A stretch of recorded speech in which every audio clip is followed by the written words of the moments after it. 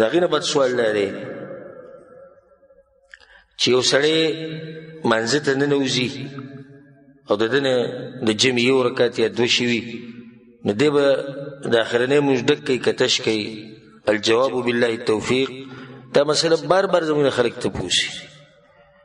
او د دې لنډ جواب یاد ساتئ لنډ هغه دا دی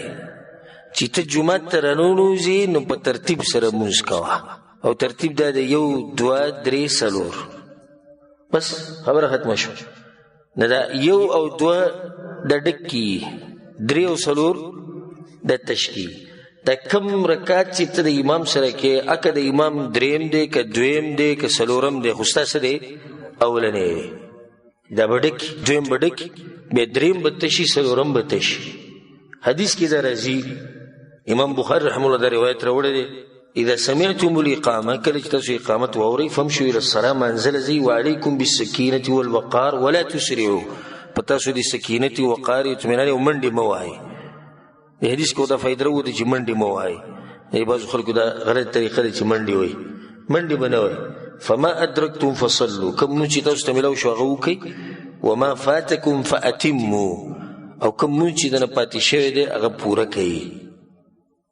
او د دین علما دا فایده راوباسي فاتموا پوره کوي نو یو شی چې پوره کوي هغه سړی مخې ته بوځي او ته یو سړی چې دا بلډینګ پوره کا بلډینګ څه کا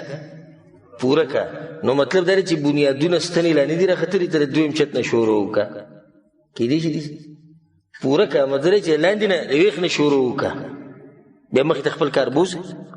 کوم علما چې دا وایي چې نه دا مونځ به اخرنی شمارلی کېږي او بیا دا وروستنی به اولنی شمارلی کېږي نو هغه وایي په یو روایت کې داسې راځي چې وما فاتکم فقدو کوم مونځ چې دنه پاتې شوی د هغه قضا راوګرځوئ نو قضا خو د هغې شي راګرځي چې مخکې تللی خو صحیح خبره دا ده چې څومره روایت چې راغلي غالباً کې خو دا ټکی د فاتمو یوه دا ده نو په سند په لحاظ سره روایت په لحاظ سره دا ټکی دغه ټکي نه زورور دی دویمه فایده پکې دا ده د ناشنا فایده ده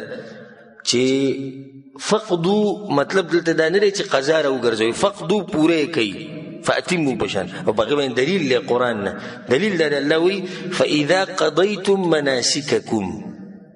کله چې تاسو پوره کوي د حج اعمال دلته خدامته نه چې کله تاسو قضا راوګرځوي د حج د اعمالو نه دلته قضا په مطلب د څه دی پوره کولو نه کدا روایت ردوانو کې ټکراوم نشتی فقدو مطلب فاتموا دی نو صحیح خبره هغه دا ده چې کوم مونځ ته د امام سره